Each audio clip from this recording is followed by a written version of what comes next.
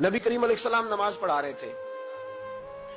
जोहर की नमाज थी या असर की नमाज थी, सही मुस्लिम में मौजूद है। हजरत अबू हुरैरा फरमाते हैं नमाज पढ़ाते पढ़ाते नबी पाक ने कदम आगे किया, नमाज पढ़ाते पढ़ाते कदम आगे किया और यूं हाथ उठाया फिर वापस कर लिया।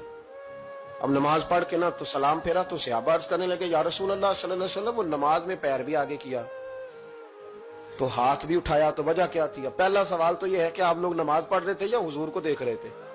तो सहाबा तो पहले ही बताते हैं कि भाई हम तो पहली साफ में नमाज इसलिए पढ़ते थे कि नमाज भी होती रहती थी और चुपके चुपके महबूब की दीद भी होती रहती थी। हुजूर से पूछा या रसूल अल्लाह, वो नमाज पढ़ते पढ़ते कदम आगे बढ़ाया आपने तो फिर पीछे कर लिया, क्या था? और हाथ उठाया तो फिर आपने नीचे कर लिया। तो नबी करीम फरमाने लगे नमाज पढ़ाते पढ़ाते जब मैंने कहा ना समी अल्लाहु लिमन हमीदा, अचानक मेरी नजर उठी तो जन्नत में चली गई। नजर उठी तो जन्नत में, तेरे लिए 2-4 कदम अर्श बरी है।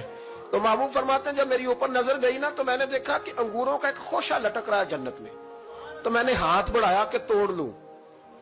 हुजूर खड़े हैं मस्जिद नबवी में और फरमाते हैं कि मैं यहां खड़े होकर हाथ ऊंचा करूं तो मेरा जन्नत तक पहुंच जाता है। फरमाया मेरा इरादा हुआ कि वो खोशा जन्नत का तोड़ लूं और जरा मैंने पैर आगे बढ़ाया ही था तो मेरे दिल में ख्याल आया कि जन्नत राज है तो राज ही रहनी चाहिए, ये राज खोल गया तो मजा नहीं आएगा।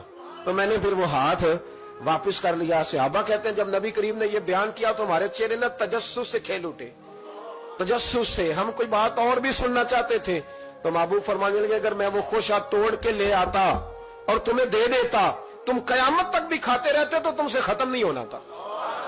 ये सही मुस्लिम की हदीस है। ओ भाई, मेरे रसूल करीम के वाक़या में राज पे शिकवा करना, कहना समझ में नहीं आती कैसे गए थे। तो तू जो चाहे तो हर शब हो मिसाले शब असरा, इसलिए कि तेरे लिए 2-4 कदम